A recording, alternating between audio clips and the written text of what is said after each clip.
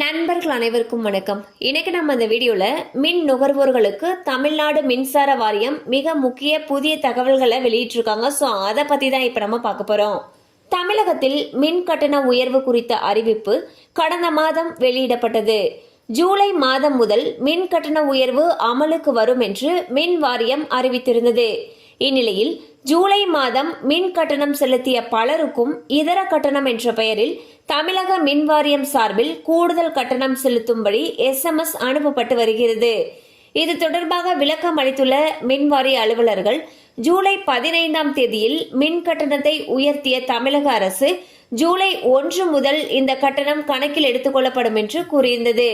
அதன்படி ஏற்கனவே கட்டணம் செலுத்தியோருக்கும் ஜூலை 1 முதல் 15ஆம் தேதி வரை கணக்கிட்டு கூடுதல் தொகையை SMS அனுப்புவதாக விளக்கம் அளிக்கப்பட்டுள்ளது.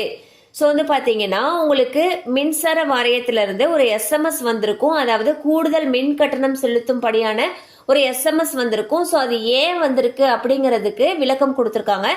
அந்த வகையில் ஜூலை 1ஆம் தேதி முதல் புதிய மின் கட்டணம் அமலுக்கு வந்த காரணத்தினால ஜூலை 1ஆம் தேதியிலிருந்து 15ஆம் தேதி வரை கணக்கிட்டு கூடுதல் தொகையை செலுத்தணும்னு சொல்லிட்டு SMS அனுப்பிட்டு வந்துட்டு இருக்காங்க.